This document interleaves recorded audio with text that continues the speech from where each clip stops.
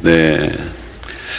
자, 오늘은 요한복음 12장에 아주 우리가 알려져 있는 유명한 사건입니다.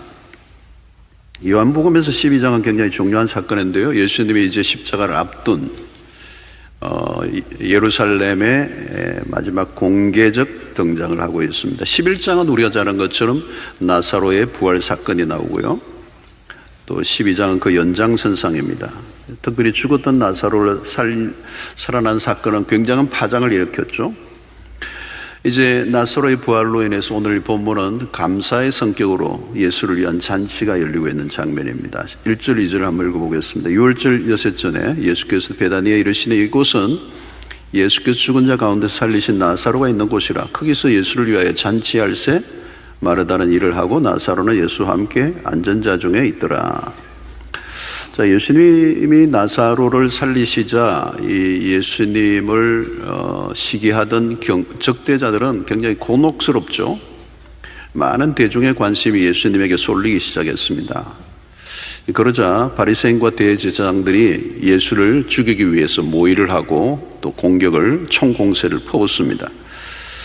자, 이제 긴장도가 높는데 한쪽은 믿음이 강화되고 한쪽은 불신앙의 강도가 더 심해져 가고 있습니다. 어디에나 빛과 어둠이 갈라지듯이 나뉘어집니다. 한쪽은 예수를 죽이려고 하고 한쪽은 예수의 죽임을 준비하는 그런 첨예한 그런 모습이 오늘 본문에 보이고 있습니다.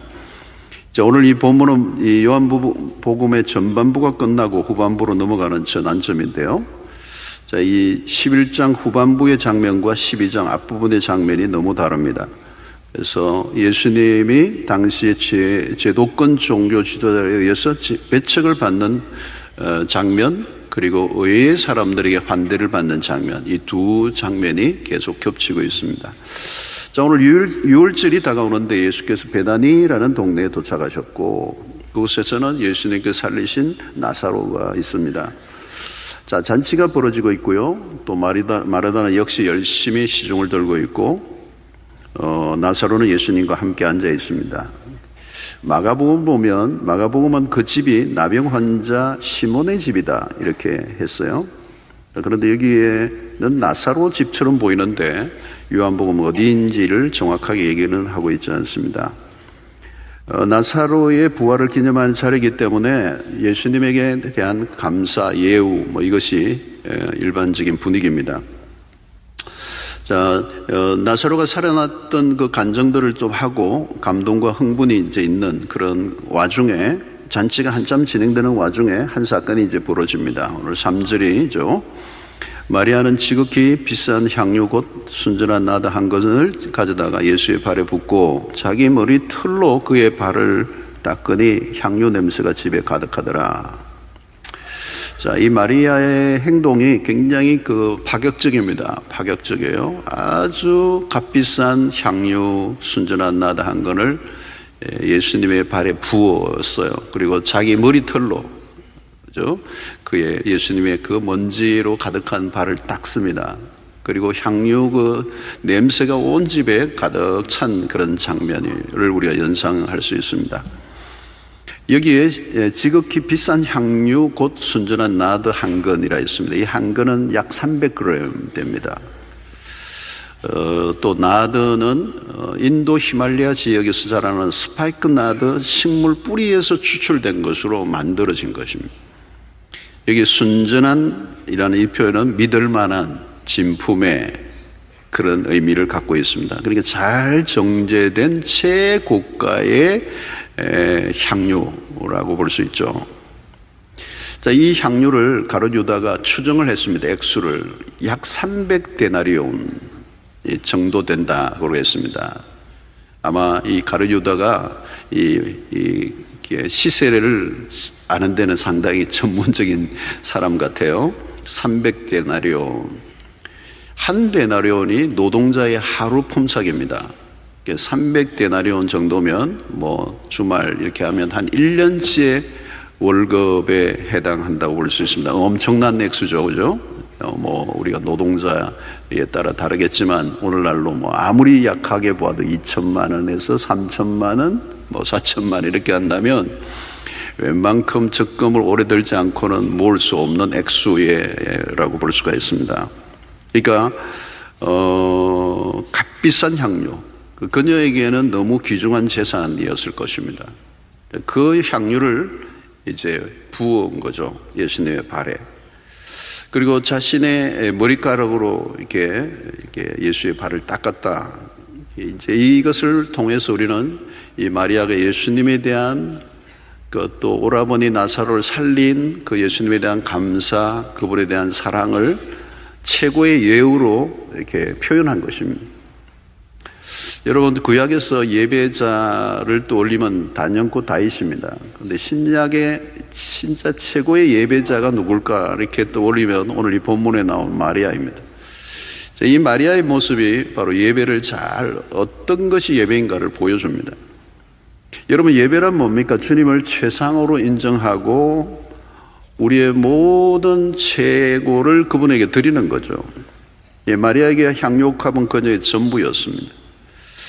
그러니까 향유를 살짝 찍어 일부분만 예수님의 발에 묻힌 게 아닙니다. 모든 걸 쏟아 부었어요. 절반이 아니라 모든 것.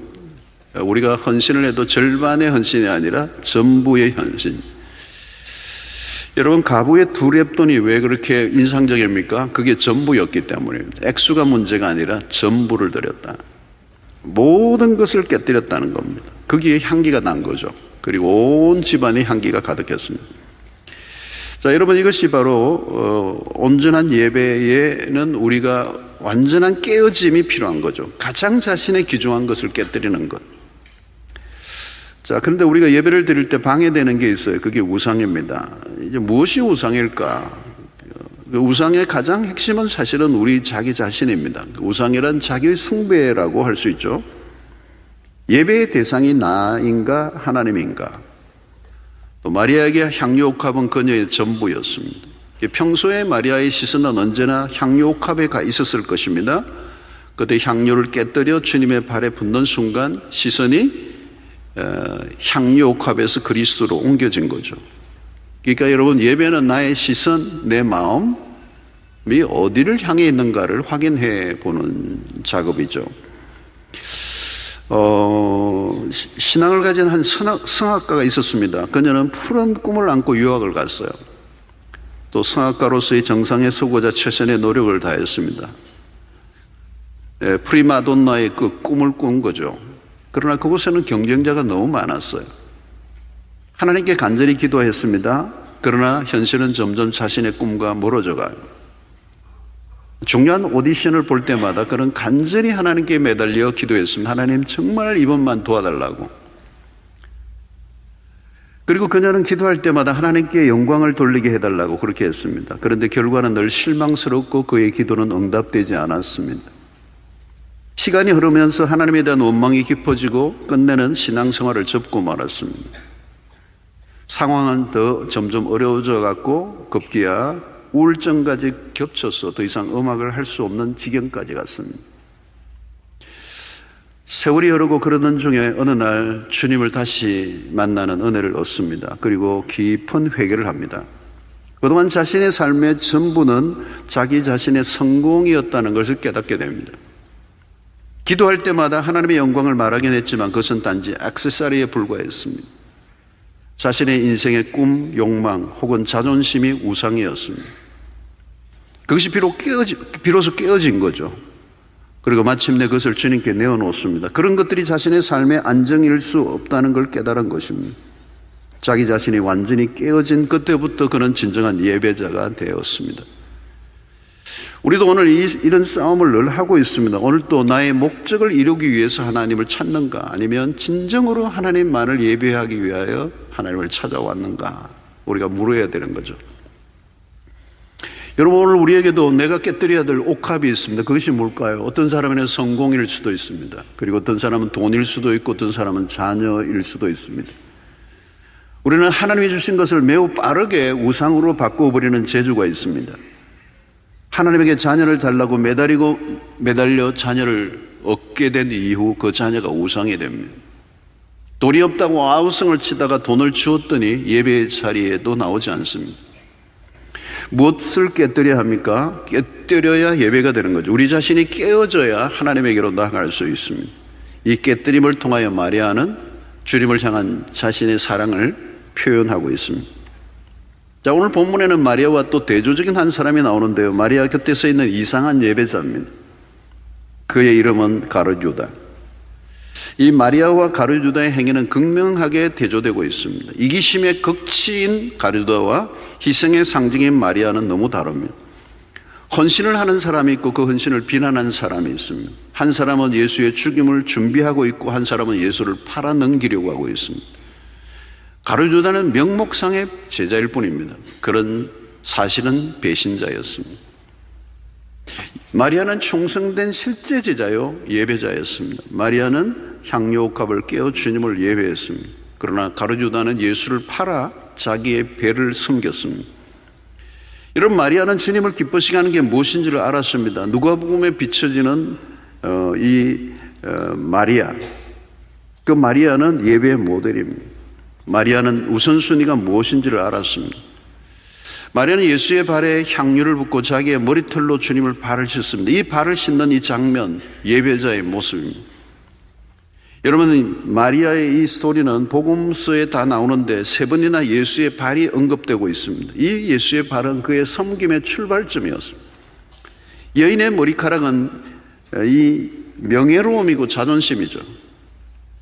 그것을 풀어 예수의 발을 닦는다는 건 상상하기 어려운 일입니다.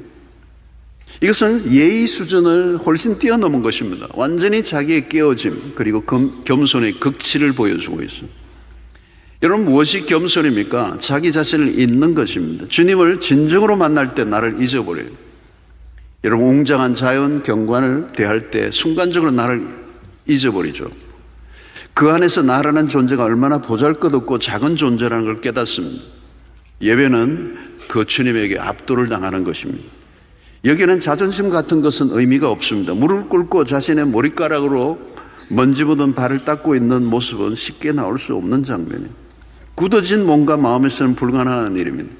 다윗이 법궤가 들어올 때 왕의 신분으로서는 춤을 춘 것, 그건 쉬운 일이 아니죠. 거기에는 어린 아이와 같은 순수함과 겸손함이 있습니다. 바로 예배는 주님의 발끝에 앉는 것으로부터 시작이 되고 그것이 바로 진정한 겸손이요 사랑이요 희생입니다. 자, 이 가룟유다는 이런 마리아의 행위를 비난하고 있습니다. 4절 5절에 보니까 제자 중 하나로서 예수를 잡아줄 가룟유다가 말하되 이 향유를 어찌하여 300데나리온에 팔아 가난한 자들에게 주지 아니하였느냐 하니 그랬습니다. 가룟유다는 마리아를 향해 책망을 합니다. 왜 그렇게 값비싼 향유를 옥합을 낭비하느냐. 그 돈으로 가난한 자들을 돕는 데 사용하면 얼마나 좋을 거냐. 언뜻 들으면 그럴듯합니다. 여러분, 여기 한 2천만 원짜리 정도, 한 3천만 원짜리를 당장 지금 여기에 쏟아붓는다면 여러분, 그건 아마 이 가룟유다의 이런 행동을 많은 사람들이 어쩌면 동의할 가능성이 있습니다. 유다는 굉장히 실용주의적인 사고를 갖고 있습니다. 경제적인 효용만을 생각하면 그럴 만도 합니다. 그를 가난한 자를 돕는 게 낫겠다. 얼마나 훌륭한 제안입니까? 가룟유다가 본 그대로 그것은 낭비로 보여줄 수 있습니다. 그거 한번 쏟아버리는 거 그게 무슨 의미가 있느냐. 가난한 자들에게 2천만 원, 3천만 원 정도로 그거 나눠주면 얼마나 좋겠느냐. 낭비다. 자, 그런데 성경은 덧붙이고 있습니다. 가룟유다가 어떤 사람인가를. 6절에 보니까 이렇게 말하면 가난한 자들을 생각함이 아니요 그는 도둑이라. 돈꾀를 맞고 거기 넣는 것을 훔쳐가미르라. 그는 도둑이라는 것. 신약에서 그가 도둑이라고 명시된 유일한 곳입니다. 돈꾀를 맡았는데 돈주머니를 맡았는데 수시로 횡령을 한다는 것. 여러분, 그런 계산을 하는데 탁월했습니다. 문제는 계산만 할 줄 아는 사람, 액수는 보지만 가치를 보는 눈이 없는 사람. 여러분, 세상에는 계산이 안 되는 것들이 많습니다. 사랑은 계산이 안 됩니다. 부모가 자녀를 사랑했던 그 사랑을 계산할 수가 있겠습니까? 사랑의 관계로 들어가면 계산하는 것들이 사라져 버립니다. 헌신은 계산으로 측정될 수가 없고요, 믿음의 삶은 계산과 거리가 멉니다. 여러분, 계산을 하고 시작하면 할 게 별로 없어요. 세상은 사실 온통 계산입니다. 수치가 딱딱 맞아 떨어져야 움직입니다. 그래서 실리적이고 이해타산적인 방식에 우리는 익숙해져 있죠. 그래서 우리는 세상에 살아가려고 하면 수치에 밝아야 합니다. 계산을 잘못하면 관계가 깨어질 수가 있습니다. 여러분, 우리가 밥을 살 때도 계산을 잘 해야 합니다. 내가 이번에 얻어먹었지, 그 다음에는 살 차려야지, 이거 계산을 해야 됩니다. 우리는 주고받고 하는 관계 속에 언제나 계산을 하고 있습니다. 부조를 해도 계산을 합니다. 그러니까 누군가 할 때 우리 옛날의 장부를 들여다봅니다. 5만 원 받았지, 5만 원 내야지, 이게 계산이잖아요. 그거 잘 해야 되는 거예요. 여러분, 계산한다는 것은 뭘까요? 손해보지 않겠다는 거거든요. 그만큼만 하겠다는 거거든요.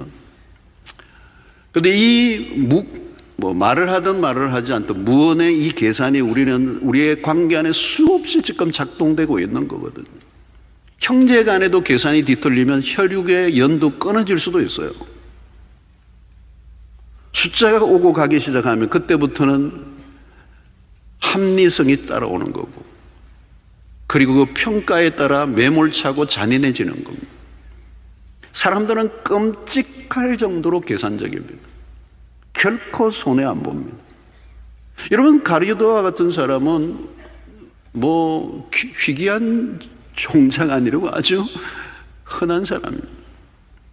유다는 그것을 팔아 가난한 사람에게 나눠줬다면 좋았겠다. 얼마나 멋진 말입니까? 맞는 말이에요. 가장 합당한 말이에요. 그 당시 상황으로 보면. 그런데 여러분, 멋진 말을 한다고 멋지게 사는 사람은 아닙니다. 선하게 보인다고 선한 사람이 아닐 수 있습니다. 오히려 반대일 수 있습니다. 선하게 보이려고 하는 사람일수록 악한 사람일 가능성이 높습니다. 선한 행동을 통하여 자신의 추악함을 감추려고 하는 인간의 죄성이 있습니다. 가룟유다는 지금 가난한 사람을 도우면 좋겠다고 말을 하지만 정작 그의 관심은 가난한 사람에게 있지 않습니다. 그의 진짜 관심은 돈에 있었습니다. 나중에 은 30에 예수를 팝니다. 이 은 30은 120데나리온입니다. 마리아는 그보다 더 2배 반이나 비싼 향유를 주님께 드립니다. 그러나 가룟유다는 돈을 숭배한 사람, 그런 돈깨를 맡았지만 그 안에 있는 걸 훔친 자예요. 종종 공금에 손을 대는 사람. 점점 그런 배신의 길을 걸어가고 있고, 결국은 돈에 눈이 먼 사람이 할 수 있는 일이 뭘까요? 스승도 팔아넘기는 것입니다. 아무도 그가 배신자가 될 것이라고 짐작조차 못합니다. 배신자는 배신자의 얼굴을 하고 돌아다니지 않습니다. 가룟유다는 지금 철저히 가면을 쓰고 있기 때문입니다. 주님은 마리아의 행동을 지지하십니다. 가룟유다와 달리 마리아의 그 행동을 적극적으로 지지하고 있어요. 7절에 보니까 예수께서 이르시되 그를 가만두어 나의 장례할 날을 위하여 그것을 간직하게 하라. 가룟유다의 비난을 제지하셨습니다. 마리아는 예수의 죽으심을 미리 준비한 것으로 보여요. 그녀의 행동을 말리지 말라. 그의 행동은 지금 예수님에게 가장 필요한 것이라는 겁니다. 그래서 8절에 보니까 가난한 자들은 항상 너희와 함께 있거니와 나는 항상 있지 아니하리라. 마리아는 주님에게 닥쳐올 죽음을 예감하고 있습니다. 여러분, 이 직감력은 어디로부터 왔을까요? 다른 제자들은 전혀 알고 있지 않는 영적 통찰력을 가지고 있습니다. 복음서에서 마리아는 언제나 주님의 발치에 앉아 주님의 말씀을 듣는 모습입니다. 여러분, 마리아만이 알고 있는 비밀이 있습니다. 그 비밀을 알지 못하는 사람들은 그녀의 행동을 이해하기 어렵습니다. 많은 주석가들은 마리아의 행동에서 그녀는 다른 제자들보다 먼저 주님의 죽음을 예감하고 있었던 것으로 보여집니다. 그녀는 미리 예수의 죽음을 위한 예식을 행하고자 했습니다. 가난한 자들은 언제나 도울 수 있어요. 그러나 가난한 자들을 돕는 일이 오늘 이 본문에서 잘못된 것이라고 말하지 않습니다. 주님은 언제나 가난한 자들의 편이셨습니다. 그러나 주님의 죽으심을 목전에 둔 이 시점에서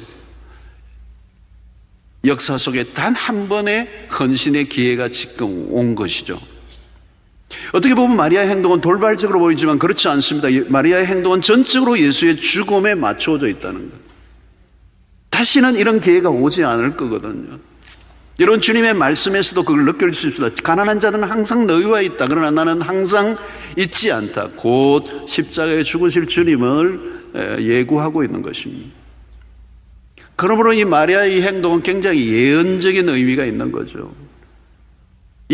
지금 이 순간 곧 십자가에 죽으실 그분을 위하여 장례를 준비하는 의미에서의 아주 그분의 메시아로서의 받아들이는 이 마리아의 이 행동은 너무 시적절한 타이밍에 이 행동을 한 것입니다.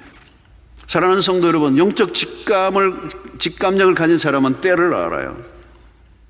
이 때에 맞는 가장 적절한 행위를 이 마리아가 한 것입니다. 그녀는 주님과 깊은 교제를 해왔습니다. 주님을 진실로 사랑했습니다. 여러분, 사랑하면 눈치가 빨라집니다. 사랑하는 사람과의 사이에는 마음이 통합니다. 마리아는 주님의 눈을 보았고 그의 음성을 들었고 그의 마음을 읽고 있습니다. 여러분, 사랑하면 금방 그냥 내게로 오는 느낌이 있습니다. 어떤 말도 흘려듣지 않습니다. 여러분, 사랑하면 그분이 좋아하는 게 뭐며 그가 필요한 것이 무엇인지를 압니다. 마리아는 언제나 예수를 주목합니다.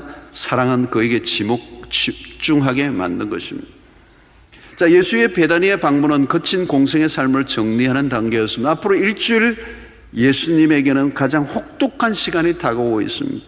이제 마지막 주님 안에 진정한 안식을 누리는 이 잠깐의 순간, 마리아는 자신의 최상을 드리고 싶었습니다. 여러분, 사랑은 결코 추상적인 게 아닙니다. 사랑은 행동합니다. 사랑하면 헌신하게 되어 있습니다. 그 헌신이 제3자가 보면 과해 보일 수 있습니다. 그렇게까지 할 필요가 있나? 낭비처럼 보입니다. 그러나 마리아는 그 향유 옥합이 낭비라고 생각하지 않았습니다. 아니, 그 향유 옥합보다 더 귀한 것이 있다 해도 바치고 싶었을 것입니다. 여러분, 선물을 하는데 아까운 마음이 들면 아직 사랑의 관계는 아닙니다. 사랑하면 아까워하는 마음이 없어집니다. 그리고 계산의 능력이 사라져버립니다. 마리아는 진정으로 주님을 사랑했습니다. 사랑하는 사람만이 가지는 감각이 있습니다. 그의 마음은 늘 주님에게로 향해 있고 그 주님을 바라보고 계속 바라보니 보이는 게 있어요. 여러분, 사랑하면 하나도 놓치지 않습니다. 그러나 사랑이 빠지면 많은 것을 놓치게 되어 있습니다. 마리아는 자기가 할 수만 있다면 모든 것을 다 하고 싶었습니다. 마리아가 향유 옥합을 깨뜨린 것은 낭비죠. 그러나 우리는 그것을 거룩한 낭비라고 말합니다. 여러분, 그런데 인류의 최대의 낭비가 하나 있어요. 그게 뭘까요? 마리아의 향유 옥합과 비교할 수 없는 향유 옥합을 깨뜨린 사건이 있습니다. 바로 그것이 십자가 사건입니다. 하나님이 당신의 아들 예수 그리스도를 이 땅에 보내시고 그 아들이 우리의 죄인된 우리를 위해서 당신의 몸을 찢으시고 물과 피를 다 쏟아 부으신 사건. 이 십자가 사건만큼 낭비가 있을까요? 여러분, 자신의 집에 애완견이 아무리 사랑스럽다 할지라도 그 애완견을 살리기 위해서 자신의 아들을 희생시키는 부모는 없습니다. 강아지를 아무리 사랑해도 그건 낭비죠. 여러분, 하나님의 하나뿐인 독생자를 십자가에 매다셨습니다. 사람들은 도무지 이해할 수 없는 사건이죠. 죄인을 위하여 아무런 사랑을 부을 만한 가치조차도 느낄 수 없는 죄인 중에 죄인을 위하여 자신의 온몸을 내어놓으신 이 사건은 인류 최대의 낭비입니다. 그러나 주님은 기꺼이 우리를 위해 거룩한 낭비를 하신 분이십니다. 누가복음 15장에 보면 탕자가 돌아왔을 때 아버지의 행동은 좀 특이하죠. 아버지의 재산을 가지고 먼 이곳까지 가서 허랑방탕하고 창기와 함께 다 말아먹어버렸던 그 아들이 돌아왔는데 그 아들을 향해 잔치를 베푸는 아버지, 큰 아들은 이해할 수 없습니다. 그건 무슨 낭비냐는 거예요. 그건 낭비 중에 낭비라는 거죠. 그래서 팀 켈러 목사는 그 아버지를 탕부로 소개합니다. 탕부 아버지로 소개합니다. 탕자의 그 아버지가 탕부라는 거예요. 너무 허랑방탕하게 그렇게 사랑을 낭비하면 되느냐는 거예요. 사랑하는 성도 여러분, 그리스도인들은 낭비를 할 줄 아는 사람들은 우리가 주님으로부터 배운 낭비는 세상이 말하는 낭비와 다른 것입니다. 여러분, 거룩한 낭비를 해보신 적이 있습니까? 시간과 재능, 직업을 주를 위해 드려본 적이 있습니까? 주를 위해 내가 가장 귀중하다고 여기는 것을 드려본 적이 있습니까? 여러분, 그냥 낭비와 거룩한 낭비는 다릅니다. 우리는 둘로 나누을 수 있어요. 사치로운 낭비와 거룩한 낭비가 있습니다. 기준은 뭘까요? 나를 위한 것인가, 주님을 위한 것인가? 여러분, 휴가를 내고 선교지에 가는 모습은 하나님을 알지 못하는 사람들에게는 낭비로 보입니다. 그러나 그것은 거룩한 낭비예요. 여러분, 우리가 매주일 교회에 와서 예배를 드리는 이 일은 세상 사람들이 보기에는 낭비처럼 봅니다. 이것도 한두 번이 아니고 1년 내내, 아니 10년, 20년, 일평생 매주일마다 이 많은 시간을 들여서 예배를 드리고 있는 이 모습, 우리가 기도하는 그 시간들, 성경을 읽는 그 시간들, 그리고 봉사를 하는 시간들, 그 물질로 봉사하고 헌금하는 그 모든 것들, 여러분, 세상 사람들이 보면 그건 낭비죠. 그래서 마르바 드은이라고 하는 사람은 예배를 고귀한 시간 낭비라 이렇게 불렀어요. 여러분, 성가대원들이 성가를 하려고 하면 얼마나 많은 연습을 해야 됩니까? 그리고 이 많은 시간을 대가를 지불하는 이 모든 것들이 고귀한 시간 낭비라는 거예요. 여러분, 세상 사람들이 모르는 비밀이 우리 안에 있는 것이죠. 어떤 이는 노후에 안정된 삶을 얼마든지 살아갈 수 있지만 그 노후를 선거지에 가서 자신의 삶을 바치는 분들이 계세요. 각자 자신이 감추어진 가장 귀중한 것들을 내어놓는 것, 그것을 우리는 거룩한 낭비라고 얘기합니다. 여러분, 초기 한국에 오신 선교사님들은 그들의 부모의 입장에서 보면, 여러분, 한국에 왔던 아펜셀러나 언더우드나 그분들이 다 20대예요. 부산에 왔던 데이비스 선교사 다 20대, 26, 7, 8세 그때입니다. 그리고 미국의 명문대를 나온 사람들이요. 여기에 부산에 왔던 호주 선교사 데이비스도 굉장히, 그분은 엘리트 중에 엘리트였습니다. 인간적으로 얼마든지 성공할 수 있는 사람들인데 그 성공을 포기하고 그 미지의 땅이었던 조선이라고 하는 땅에 선교사로 자신의 삶을 드리고, 여러분, 서울에 가면 양화진 그 선교사의 묘를 한번 가보세요. 그래서 여기에서 살다가 그 낳은 아이들이 1살, 2살짜리 아이들이 죽고 풍토병에 죽고 자신의 삶을 드렸어요. 얼마나 낭비처럼 보입니다. 세상적인 눈으로 보면 매우 어리석은 행동이죠. 여러분, 낭비라는 단어를 떠올리면 놓칠 수 없는 한 인물이 있습니다. 미국의 명문 시카고의 이 휘턴 대학을 나온 짐 엘리엇이라고 하는 사람의 얘기예요. 그 책은, 그분의 지은 책이 전능자의 그늘이라는 책에서 잘 소개되고 있습니다. 그런 에콰도르 아우카 부족에게로 선교사의 부름을 받습니다. 친구들과 함께 준비하는 가운데 마침내 그가 꿈꾸던 그 땅에 도착합니다. 그런데 닷새 만에 잔인하기로 알려진 그 땅의 부족들에서 아주 끔찍하게 함께 간 5명이 살해되고 맙니다. 그 사건은 미국 언론에 대해서 특별히 되었습니다. 그리고 짐 엘리엇의 아내인 엘리사베스와의 인터뷰에서 한 기자는 water waste라고 그랬어요. 이 얼마나 낭비인가 하는 거죠. 이 유능한, 전도 유망한, 나라를 위해서 너무도 훌륭한 기대를 했던 기대주, 근데 어떻게 그 땅에 가서 무모하게 가서 닷새 만에 죽어버린, 이게 얼마나 낭비냐는 거예요. 낭비. 그때 당시 20대 초반이었던 짐 엘리엇의 아내가 그 기자를 향하여 이렇게 말했습니다. 낭비라니요, 나의 남편은 어렸을 때부터 이 순간을 위해 준비했던 사람입니다. 내 남편은 이제야 그 꿈을 이룬 것뿐입니다. 이후로 다시는 내 남편의 죽음을 낭비라고 말하지 마십시오. 나중에 엘리엇이 휘턴 대학교 기숙사에 있을 시절부터 적었던 글과 일기들이 공개됩니다. 그의 아내가 그것을 모아 출간하는데 그 속에는 깜짝 놀랄 만한 글들이 무수하게 적혀 있어요. 이 글들은, 이 글을 적을 당시의 나이는 엘리엇의 불과 19세였어요. 그는 이렇게 기도합니다. 주님, 성공하게 하소서.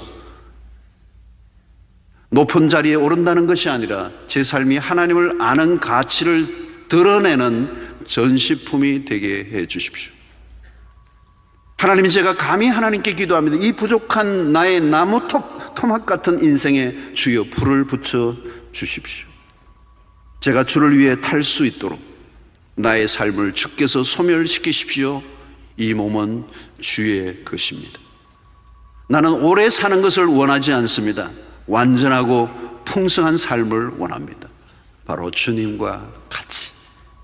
33세의 짧은 생애로 끝났지만 그분은 누구보다도 풍요로운 삶을 사시고 모든 만민의 구원을 이루신 것처럼 짐 엘리엇은 단순히 오래 살기보다 전능자의 그늘 아래에서 그분과 함께 풍성한 삶을 살기를 원했습니다. 그의 놀라운 이야기는 여기서 끝나지 않습니다.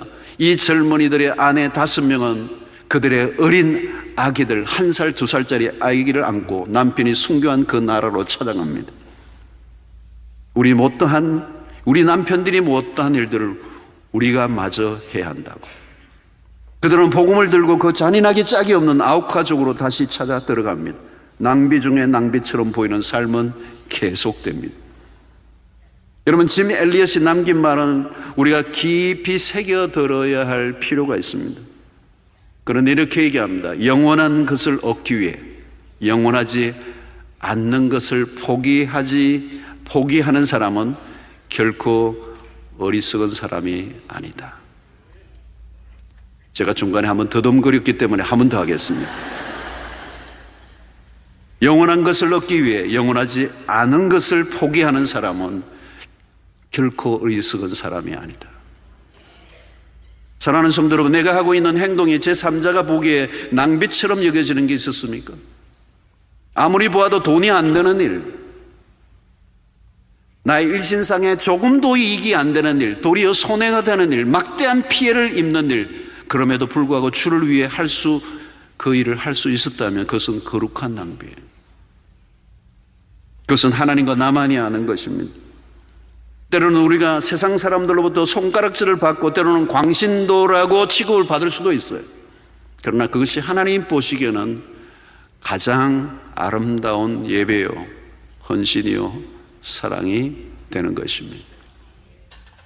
사랑하는 성도 여러분, 그리스도인은 누구입니까? 낭비하는 사람들입니다. 그리스도인의 낭비는 세상의 사람들의 낭비와 다른 것입니다. 세상은 모두가 나를 위한 낭비로 가득합니다. 그러나 여러분, 나를 위한 낭비를 하면 할수록 허무와 절망에 빠지게 되어 있어요. 좋은 것을 나만을 위하여 투자하고 나에게만 쏟아부으면 그 끝은 허무와 절망. 여러분, 아무리 좋은 옷을 내가 입고 입어도 그 기쁨은 잠깐이에요. 또 더 좋은 걸 찾아야 된단 말이에요. 그러나 헐벗은 자에게 나의 옷을 벗어 입혀줄 때 찾아오는 이 기쁨은 내가 나를 위하여 새 옷을 구입한 것과 비교할 수 없는 기쁨이 나에게 오는 거예요. 그 기쁨이 진짜라는 거예요. 여러분, 나를 위해 아무리 돈을 쏟아부어도 늘 배가 고픕니다. 하나님이 인간을 그렇게 만들어 놓았어요. 여러분, 우리 시대의 특징이 뭡니까? 모두가 나를 사랑하고 나에게 집중하고 나에게 투자하고 나만을 위하여 살아가는데 정신이 없어요. 우리 이것을 몰두, 나르시시즘, 자기 탐닉이라는 표현을 쓰죠. 여러분, 오늘날 우리의 우울증이 뭐예요? 과다한 자기 집중이 만들어낸 정신적 질병입니다. 여러분, 나에게 너무 많이 몰두하면 많은 걸 놓쳐버립니다. 내가 나에게만 몰두하면 이웃은 없어요. 성공은 했는데 이웃이 없잖아요. 권력은 쥐었는데 이웃이 없잖아요. 여러분, 가롯 유다는 이기적인 존재였어요. 돈에 눈에 꽂혀 생명의 가치를 놓쳤어요. 스승까지 팔고 자신의 인생을 내동댕이 쳐버렸습니다.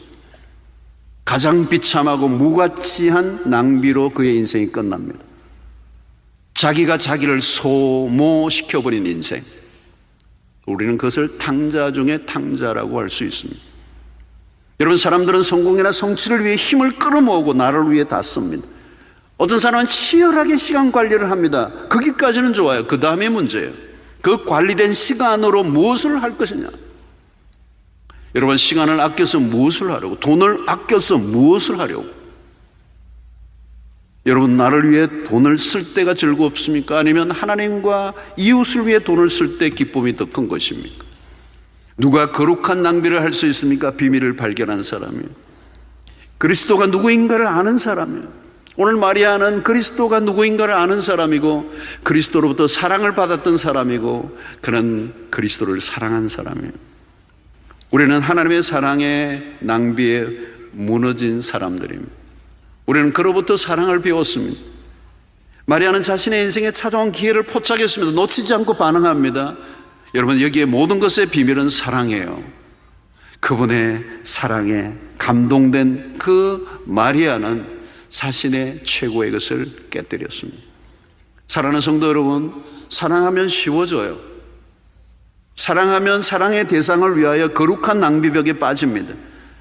그래서 그녀는 예수를 위해 할 수 있는 가장 최상의 선택을 한 것입니다. 그 일이 주님을 기뻐시게 했고 가장 아름다운 향기가 되어서 세상을 진동시킨 것입니다. 이 마리아의 행동은 그야말로 파격적이었습니다. 그리고 파장이 커져 그녀의 사랑과 헌신은 주님이 기쁘게 받으셨습니다.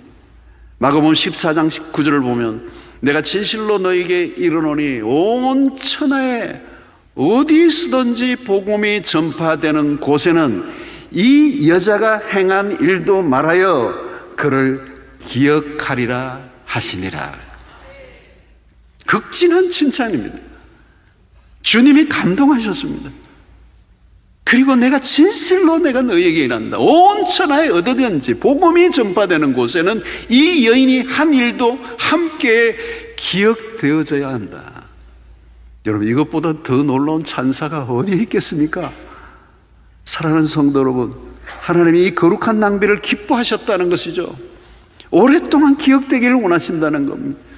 사랑하는 성도 여러분, 이 신앙의 세계로 오면 이 거룩한 낭비에 눈을 뜨게 됩니다. 이제는 우리는 계산이 아닙니다. 우리는 다른 삶의 방식을 배운 사람들입니다. 이것은 아무나 할 수 있는 일이 아닙니다. 하나님으로부터 배우지 않으면 할 수 없는 거죠. 은혜를 아는 사람만이 가능한 것입니다. 설명할 수 없는 은혜. 여러분, 은혜가 뭡니까? 설명할 수 없는 것입니다. 그게 어떻게 은혜가 계산이 되겠습니까? 하나님이 우리를 향한 그 사랑과 희생이 어떻게 돈으로 환산될 수가 있겠습니까? 그래서 유명한 C.T. 스터드는 그런 얘기를 했어요. 우리가 주님을 위한 어떤 것도 희생이라는 단어를 쓸 수 없다. 그리스도의 십자가 앞에서. 사랑하는 성도 여러분, 설명이 안 되는 사랑을 하나님이 우리를 위하여 그 아들을 통하여 아낌없이 우리에게 쏟아 부으셨습니다. 우리는 사랑을 받을 만한 근거가 아무것도 없는 사람이었습니다.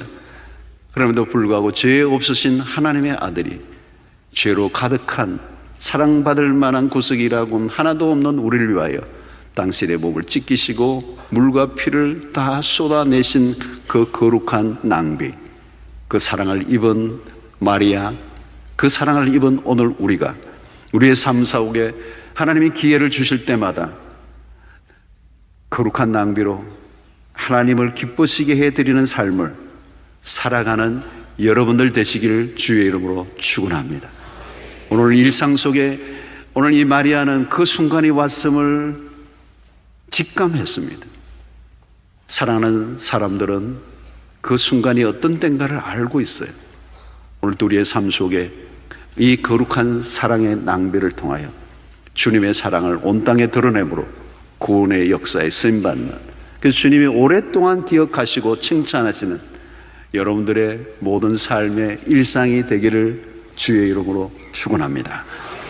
하나님, 오늘도 우리에게 주신 말씀을 통하여 마리아의 헌신이, 그녀의 사랑이, 그녀의 때로는 무모하게 보이는 그 낭비가 얼마나 주님을 기쁘시게 했던가를 오늘 말씀을 통하여 깨닫습니다. 사랑하는 주님, 오늘도 우리가 주님의 그 사랑을 입은 자로 그 아낌없이 부으신 그 낭비로 오늘 우리가 구원을 얻었음을 깨닫고 이제 마땅히 우리의 삶을 통하여 그 받은 사랑을 흘려보내는 거룩한 낭비를 하는 그리스도인으로 살아갈 수 있도록 인도하여 주시옵소서. 예수님 이름으로 기도하옵나이다. 아멘.